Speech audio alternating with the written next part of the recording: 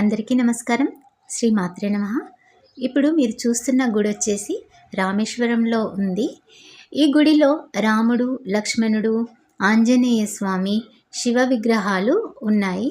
అవన్నీ సాక్షాత్తు అప్పుడు రామేశ్వరంలో రామసేతు నిర్మించేటప్పుడు వారందరూ అక్కడ నివాసం ఏర్పరచుకొని శివుడిని ఆరాధించగా అక్కడ ఒక శివలింగము, కోనేరు చాలా ఉన్నాయండి. అయితే మీరు చూసేయండి. ఇలా గుడి ప్రాంగణమంతా ఇలా ఉంది. పెద్ద పెద్ద స్తంభాలతో అటు ఇటు అందరూ అంటే నమస్కారం చేస్తున్నట్టు విగ్రహాలు ఉన్నాయి. ఇంకా ఇదేమో ఇంకా సముద్రం కదండి రామేశ్వరము. సముద్రం దగ్గర శంకు, ఆల్చిప్పలు అలా అన్ని వాటితో చేసిన కీ చైన్స్ విగ్రహాలు అట్లా ఉన్నాయి.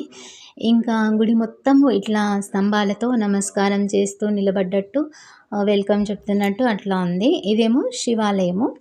ఈ శివ విగ్రహానికి కూడా ఒక మంచి ప్రత్యేకమైన ఒక కథనే ఉంది. ఇదేమో కోనేరు. మనకి గుడి చుట్టూ అట్లా ఉండి మధ్యలో కోనేరు ఉంది. కోనేరులో చిన్న చిన్న చేప పిల్లలు ఉన్నాయండి, ఎంత ముద్దుగా. ఆ చేప పిల్లలు కూడా రామ రామ అన్నట్టుగానే మనకు అనిపిస్తూ ఉంది, ప్లెజెంట్గా ఉంది.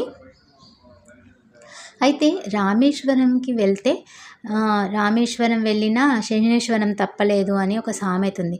అంటే ఎటువంటి శనేశ్వరమైనా మనం రామేశ్వరంకి వెళ్తే పోగొట్టుకోవచ్చు. పితృదోషాలు కానీ ఇంకా ఏవైనా పెద్దవాళ్ళు మనకు తెలియక ఏవైనా మనం తప్పులు చేసి ఉంటే ఏవైనా శాపాలు అట్లా ఉన్నా కానీ మనం రామేశ్వరంకి వెళ్తే పోగొట్టుకోవచ్చు. తెలియక చేసినాయండి, తెలిసి చేసి రామేశ్వరం వెళ్ళి పోగొట్టుకోవాలని అనుకోవద్దు. ఏవో మనకి కష్టం వచ్చింది పోవట్లేదు, మొండి కష్టము అన్నప్పుడు మనము అరే ఇది పెద్దవాళ్ళది ఏదైనా ఉందేమో అనుకున్నప్పుడు అట్లా మనం రామేశ్వరంకి వెళ్తే అక్కడ రాహుకేతుల పూజ అట్లా చేసుకోవచ్చు. ఇది లక్ష్మణుడు అండి, శేషసాయి. ఇక్కడ కూడా రాహుకేతుల పూజ చేస్తారు. మనకి ఏమైనా దోషాలున్నా పోతాయి, సంతానం కూడా అవుతుంది. ఇంకా ఇట్లా ఉంది గుడి మొత్తము,